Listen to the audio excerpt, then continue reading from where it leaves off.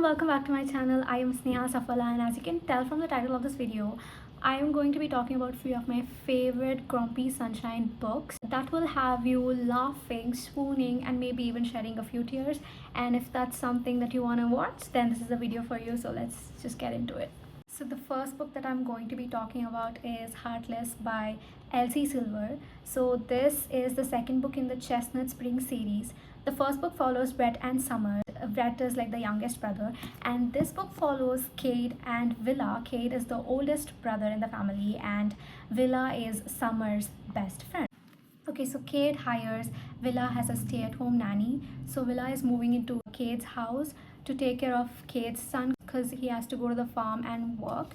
And throughout this book, you will see that Cade, who is the grumpiest member of the family, develop a soft spot for Willa and become a softie for Willa. The entire family is obviously noticing it, and they're like kind of making fun of him for it. And the found family in this book is to die for. Literally, they're so cute. But the other thing is that Cade is like 13 years older than Willa, so it has age gaps, small town, cowboy, single dad, and grumpy sunshine, obviously. So if this is your vibe, then this book is obviously for you. Okay, next up is Right Move by Liz Tomforde. This is the second book in the Windy City series. They're all interconnected standalone, so you don't have to read the first book in order to read the second book. It follows Ryan, Shay, and Indy. Ryan is this huge basketball player. He's super rich, super famous, and one day his twin sister Stevie comes up to him and he's like, my best friend Indy, she just got cheated on and she needs a place to stay because she obviously cannot stay with her ex-boyfriend. Ryan is obviously not up for it, and he's like, not a chance. The Stevie convinces him to let Indy stay at Ryan's place. So Indy moves into Ryan's apartment. So it's a temporary situation until she finds a permanent housing. And Ryan is the type of guy who has no life apart from basketball. He's super focused on his career. So his manager comes up to him and he's like, you really don't know your team members. You don't hang out with anyone after the game. You have nothing going on in your life except for basketball, and you're not even in a relationship. You are emotionally distant. He raises concerns about this, and Ryan, in the heat of the moment, he lies saying, no, I actually have a girlfriend and she just moved in with me. He explains this entire situation to Indy, and Indy is down to pretend to be his girlfriend because she also needs a date to this wedding that she has to go, and her ex-boyfriend is going to be there at the wedding because they belong to the same friend group, so it just works out. If your love language is acts of service, then Ryan Shay is like the perfect book boyfriend you will ever find, because I remember giving this book 5 stars. I enjoyed it. Like, he is so thoughtful, and obviously it's Grumpy Sunshine. I really enjoyed reading this book, so go read it right now. So next is Redeemed by Lauren Asher. This follows Santiago and Chloe. Santiago is like a Formula 1 driver. There's this mistake that occurs that destroys his career, and he's kind of hiding out from the world and he just wants to be alone. Chloe, on the other hand, she just takes this ancestry kit test to find out who her biological father is, and she finds out that her biological father is in Italy. She goes to Italy to actually confront her dad, and during this journey she meets Santiago, and for some reason they have to pretend to be fake dating. So it is Grumpy Sunshine and fake dating. I really enjoyed reading this book. This is the 4th book in the Dirty Air series, and these are all interconnected standalones, so technically you can just read this book, but I would suggest that you read the first 3 books before getting into this book, because you see the first 3 couples in this book and it's just wholesome and more fun. Next up is another book by Lauren Asher. It is the first book in the Dreamland Billionaire series. It is called The Fine Print. It follows Rowan and Zara. Basically, Rowan's grandfather passes away and he's this huge billionaire, and he leaves 3 wills for 3 of his grandsons, and he mentions that until and unless the tasks that are mentioned in this will are completed, they won't be allowed to access their inheritance. And Rowan's task is that he needs to take over the Dreamland. Dreamland is basically like an amusement park, and he needs to take over and make renovations and necessary changes in order to access his inheritance. And Rowan is really like the mean, ruthless boss who doesn't really care about anyone else. All he cares about is making money. he doesn't really care about his employees. And Zara is an employee who works at Dreamland. So basically, she gets drunk one night and she sends out this drunk proposal that she thinks would be better for the amusement park. Obviously, Rowan reads it and he ends up promoting Zara. Zara hates working with Rowan because he's just mean to everyone, and they obviously don't like each other, and it's grumpy sunshine, boss employee, workplace romance. And Rowan is very frustrated because he doesn't know why he's so attracted to Zara, because he doesn't really care about his employees. He ends up texting her with this unknown number and they form like a texting relationship, but Zara doesn't know that he's Rowan. I know most of the people prefer the second book with this, which is Terms and Conditions, over this book, and I am one of them, but I really did enjoy reading this book. I gave this book a 4.3 stars. Next up is The Hating Game by Sally Thorne. I know a lot of people have mixed feelings about this book. I initially did not like this book, but then I watched the movie when it came out, and then I reread this book and I absolutely loved this book. I don't know why that is, but I absolutely loved this book after watching the movie.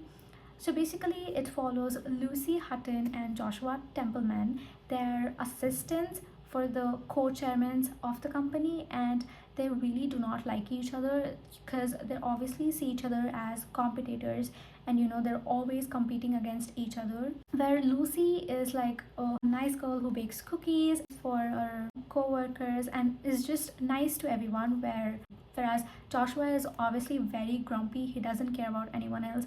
All he cares about is his work. So throughout this book, even though Joshua likes to pretend that he hates Lucy the entire time, but you can actually tell that he likes to annoy her because he likes her a little bit. And throughout the book, you can see that Lucy helps Joshua to loosen up a bit and be nice to people and stop being grumpy all the time.